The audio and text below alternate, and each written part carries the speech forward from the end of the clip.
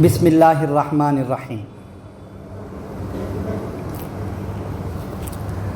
عن عائشہ رضی اللہ تعالی عنہا قالت، حضرت عائشہ رضی اللہ عنہا سے روایت ہے، فرماتی ہیں ان حمزۃ بن عمرو الاسلمی قال للنبی صلی اللہ علیہ وسلم، کہ حمزہ بن عمرو اسلمی رضی اللہ عنہ نے نبی صلی اللہ علیہ وسلم سے پوچھا، اصوم فی السفر، کیا میں سفر میں روزہ رکھ سکتا ہوں؟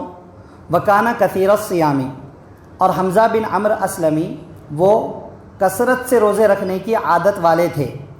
فقالا، تو آپ صلی اللہ علیہ وسلم نے ان سے فرمایا، ان شئت فصم و ان شئت فافطر، اگر تم چاہو تو روزہ رکھ لو اور اگر چاہو تو روزہ نہ رکھو۔ متفق علیہ، اس حدیث کو امام بخاری اور امام مسلم رحمہم اللہ نے روایت کیا ہے۔ عن جابر رضی اللہ تعالی عنہ قال، حضرت جابر رضی اللہ تعالی عنہ سے روایت ہے، فرماتے ہیں کان رسول اللہ صلی اللہ علیہ وسلم فی سفر، کہ رسول اللہ صلی اللہ علیہ وسلم ایک سفر میں تھے۔ فرآ زحاما ورجلا قد دلل علیہ، تو آپ صلی اللہ علیہ وسلم نے کچھ بھیڑ کو دیکھا اور وہاں ایک آدمی کو دیکھا جس پر لوگ سایہ کیے ہوئے تھے۔ فقالا، تو آپ صلی اللہ علیہ وسلم نے پوچھا، ما ھذا، یہ کیا ہے؟ قالوا، لوگوں نے کہا، صائم، کہ یہ روزے دار شخص ہے۔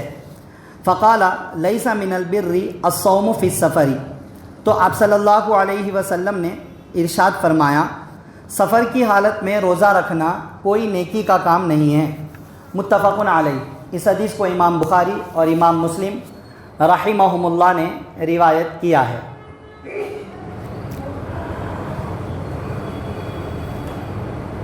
عن حمزہ بن عمرو الاسلمی، حضرت حمزہ بن عمرو اسلمی رضی اللہ عنہ سے روایت ہے، انہو قال، کہ انہوں نے کہا، یا رسول اللہ، اے اللہ کے رسول، انی اجید بی قوتا علی الصیام فی السفر، میں سفر میں روزہ رکھنے کی قوت پاتا ہوں اپنے آپ میں۔ فہل علیہ جناح، تو کیا روزہ رکھنا گناہ ہے مجھ پر؟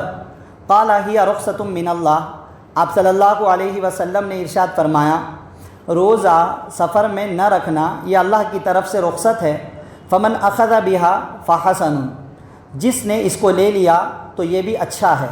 ومن احب ان یصوم فلا جناح علیہ، اور جو یہ چاہتا ہے کہ روزہ رکھ لے تو اس پر کوئی گناہ نہیں ہے۔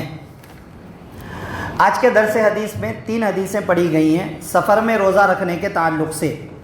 ابھی اور کئی حدیثیں ہیں سفر میں روزہ رکھنے کے بارے میں۔ اس کے اندر 2 طرح کی باتیں معلوم ہوئیں۔ 2 روایات حمزہ بن عمرو اسلمی رضی اللہ عنہ سے متعلق ہے۔ انہوں نے کہا کہ اللہ کے رسول، مجھے روزہ رکھنے کی طاقت ہے سفر میں، کیا میں روزہ رکھ سکتا ہوں؟ تو آپ صلی اللہ علیہ وسلم نے فرمایا، اللہ نے رخصت دی ہے ایک سفر میں روزہ نہیں رکھنے کی، تو جو روزے کی رخصت سے فائدہ اٹھاتا ہے اٹھا لے، اچھا ہے۔ جو نہیں روزہ رکھنا چاہتا ہے رکھ لے، اس کو کوئی گناہ نہیں ہے۔ اور ان کو بھی یہی کہا الگ سے، جب انہوں نے پوچھا، دوسری روایت میں ہے، چاہو تو رکھ لو اور چاہو تو روزہ نہ رکھو۔ اور پھر ایک اور روایت جو پڑھی گئی کہ جس میں ایک واقعہ پیش آیا کہ آپ صلی اللہ علیہ وسلم سفر میں ہیں، وہاں دیکھا کہ کچھ لوگ بھیڑ جمع کیے ہوئے ہیں، وہاں دیکھا کہ ایک آدمی ہے، لوگ اس پہ سایہ کر کے کھڑے ہوئے ہیں، کیوں؟ پیاس کی شدت سے وہ تڑپ رہا ہے روزہ رکھ کر کے۔ تو آپ صلی اللہ علیہ وسلم نے دیکھ کر پوچھا، یہ کیا ہو رہا ہے سب؟ تو لوگوں نے کہا کہ اللہ کے رسول، یہ آدمی روزہ ہے، پیاس لگ رہی ہے اور وہ تڑپ رہا ہے، تو ہم نے اس کے اوپر سایہ کیا ہوا ہے۔ تو آپ صلی اللہ علیہ وسلم نے فرمایا، سفر میں روزہ رکھنا کوئی نیکی کا کام نہیں ہے۔ اور پھر اور کئی روایتیں ہیں جس میں بعض روایتوں میں ہیں کہ آپ صلی اللہ علیہ وسلم نے ایک سفر کے دوران آپ صلی اللہ علیہ وسلم نے پانی منگا کر کے اپنا ہاتھ آپ نے اوپر اٹھا کر سب کو دکھاتے ہوئے آپ صلی اللہ علیہ وسلم نے پانی پیا اس وقت میں۔ یہ بتایا کہ آپ صلی اللہ علیہ وسلم روزے سے نہیں ہیں، اور تاکہ لوگ بھی دیکھ لیں کہ سفر میں روزہ رکھنا کوئی ضروری بات نہیں ہے۔ جب آپ صلی اللہ علیہ وسلم نے خود پانی پیا ہے تو ہم کیوں روزہ رکھیں؟ اور دوسری روایت میں ہے، عبداللہ ابن عباس رضی اللہ عنہما فرماتے ہیں کہ آپ صلی اللہ علیہ وسلم نے کبھی سفر میں روزہ رکھا بھی اور کبھی نہیں بھی رکھا، تو ہم میں سے بھی بعض لوگ روزہ رکھتے تھے اور بعض نہیں رکھتے تھے۔ روزہ رکھنے والا نہیں رکھنے کو برا نہیں کہتا تھا اور نہیں رکھنے والا روزہ رکھنے والے کو برا نہیں کہتا تھا، وغیرہ وغیرہ مختلف باتیں سفر میں روزہ رکھنے کے تعلق سے ہے۔ بنیادی بات قرآن کریم کی آیت ہے جس میں اللہ نے فرمایا کہ سفر میں ہو تو روزہ نہیں رکھنے کی تمہیں اجازت ہے، بعد میں قضا کر سکتے ہو۔ اب مسئلہ یہ ہے کہ اس بات میں تو سب کا اتفاق ہے، اس بات میں سب کا، سب کے سے مطلب رہتا ہمیشہ چاروں اماموں کا، کیونکہ اللہ نے دنیا کے اندر چاروں اماموں کے مسلک کو، مانے قرآن و حدیث کی جو تشریح ان چاروں نے کی اس کو اللہ نے دنیا کے اندر چلایا ہے، اور ان کے مسلک کو ہی اللہ رب العزت نے قبولیت عامہ دی ہے۔ اس کے علاوہ بہت سارے فرقے وجود میں آئے، ان چار مسلک کے علاوہ، ان چاروں مسلک کو اہل السنت والجماعت کہا جاتا ہے۔ اس کے علاوہ دنیا میں ہر دور میں، ہر صدی میں بہت سارے فرقے وجود میں آئے، بعض صدی 2 صدی تک بھی چلے، بعض 3 صدیوں تک بھی چلے، مگر پھر ایسے مٹ گئے کہ ان کے نام کے علاوہ کچھ بھی باقی نہیں رہا۔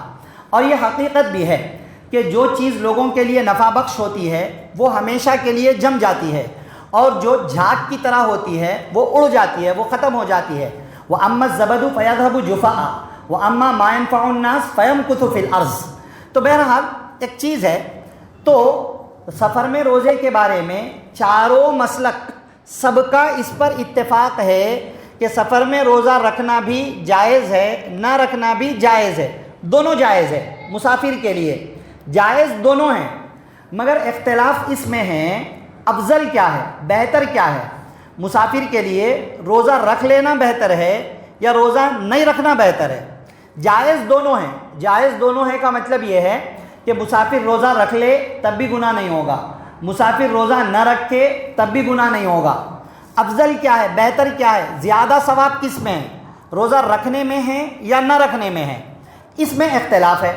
حضرت امام ابو حنیفہ، حضرت امام مالک، حضرت امام شافعی رحمہم اللہ، ان تینوں حضرات کا کہنا یہ ہے کہ اگر کوئی بندہ سفر میں ہو اور اس کو سہولت ہو، آرام ہو، اور وہ روزہ رکھنے کی اپنے اندر طاقت پاتا ہو تو اس کے لیے روزہ نہ رکھنے کے مقابلے میں روزہ رکھ لینا بہتر ہے، روزہ رکھ لینا بہتر ہے اس کے لیے۔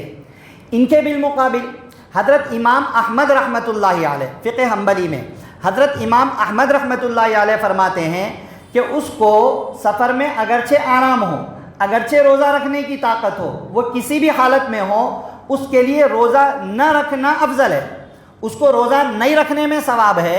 اور یہ تینوں فرماتے ہیں اگر سہولت ہے، طاقت ہے تو روزہ رکھ لینا اچھی چیز ہے مسافر کے لیے، نہیں رکھے گا تب بھی کوئی گناہ اس کو نہیں ہوگا۔ بات سمجھ میں آ رہی ہے نا؟ اب حدیثیں دونوں طرح کی ملتی ہیں ہمیں۔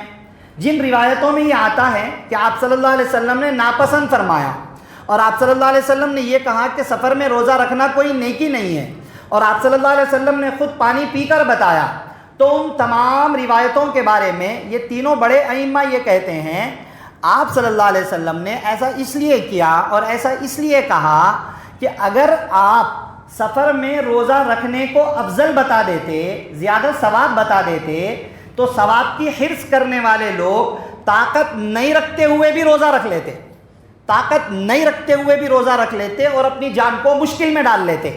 تو آپ صلی اللہ علیہ وسلم نے ویسا اس لیے کیا تاکہ لوگوں کو سمجھ میں آ جائے کہ طاقت نہیں ہے تو روزہ رکھنا افضل نہیں ہے۔ جیسا کہ وہ آدمی بے ہوش ہونے کی حالت میں پڑا ہوا تھا، تو آپ صلی اللہ علیہ وسلم نے فرمایا روزہ رکھنا سفر میں کوئی نیکی نہیں ہے۔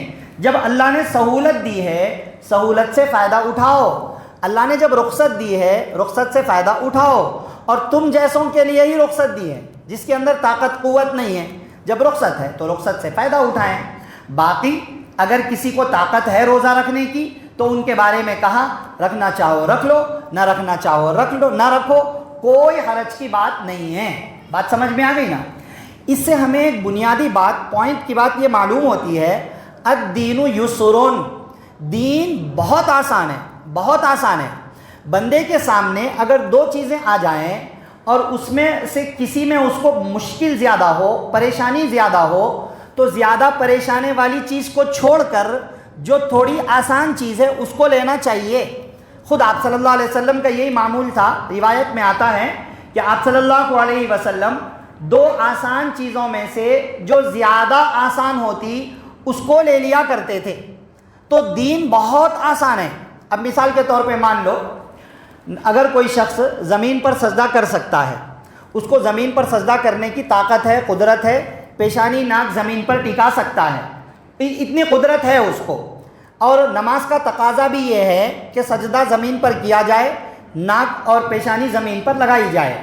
دوسری طرف میں اس کو ایک پرابلم یہ ہے کہ اگر وہ ناک زمین پر ٹکائے گا تو نکسیر بہے گی, خون بہے گا, یہ بھی اس کو پرابلم ہے. ٹکا تو سکتا ہے زمین پر مگر ساتھ میں خون بہتا ہے. اب دونوں میں کیا کرے؟ نماز یہ چاہ رہی کہ زمین پر اپنا سر ٹکاؤ, اور خون کا نکلنا یہ بتا رہا کہ اگر زمین پر ٹکاؤ گے تو خون نکلے گا اور وضو ٹوٹ جائے گا. اب کیا کرے وہ بندہ؟ تو وہ بندہ اس کے اندر جو سہولت والا معاملہ ہے وہ لے لے. سہولت کس میں ہے؟ سہولت اس میں ہے کہ بیٹھ کر سجدے کا اشارہ کر لے تاکہ وضو بھی نہ ٹوٹے اور نماز بھی اس کی ہو جائے. یہ سہولت والا امر ہے, اس کو لے لینا چاہیے. تو الدین یسرون, دین بہت آسان ہے, بس تھوڑا سا سمجھنے کی ضرورت ہے. اسی طرح شریعت نے بہت ساری پرمیشن یہ بھی دی ہے کہ اگر کوئی بندہ بیمار ہے, روزہ جان جانے کا ڈر ہے, تکلیف میں ہے, تو کہا کہ روزہ توڑ دو. اگر ویسی کنڈیشن ہے کہ اب نہیں رکھ سکتے روزہ, ویسی حالت میں پہنچ گئے, توڑ دو, بعد میں ایک روزے کی قضا کر لو. شریعت نے سہولت دی ہے. بھول کر کھا لیا پی لیا, پریشان ہونے کی ضرورت نہیں ہے, روزہ ٹوٹا ہی نہیں, روزہ ٹوٹ گیا سمجھ کے اب دوبارہ نہ کو کھاؤ. تو سہولت ہے دین کے اندر. بہرحال سفر کی حالت میں روزہ رکھنا نہ رکھنا دونوں جائز ہے. نہیں رکھے گا تو بھی گناہ نہیں ہوگا, رکھے گا تو بھی گناہ نہیں ہوگا. اگر کوئی رکھنا چاہتا ہے رکھ لے, طاقت و قوت اگر ہے تو. اگر کسی میں ہمت نہیں ہے تو ہوشیاریاں نہ کرے, روزہ نہیں رکھنا زیادہ بہتر ہے ویسے کے لیے, اور روزہ نہ رکھ کر اپنی طاقت کو باقی رکھے اور اللہ کی دی ہوئی رخصت سے فائدہ بھی اٹھائے. یہ چند باتیں آج کے درس حدیث میں ذکر کی گئی ہیں, ذہن میں رکھیے اور دعا فرمائیے کہ اللہ تعالیٰ مجھے آپ کو سب کو عمل کی باتوں پر عمل کے وقت میں عمل کرنے کی اور بچنے کی باتوں سے بچنے کی, عقیدے کی باتوں پر عقیدہ رکھنے کی توفیق نصیب فرمائیں. آمین. سبحان اللہ و بحمدہ, سبحانک اللہم و بحمدک, ونشہد ان لا الہ الا انت, نستغفرک.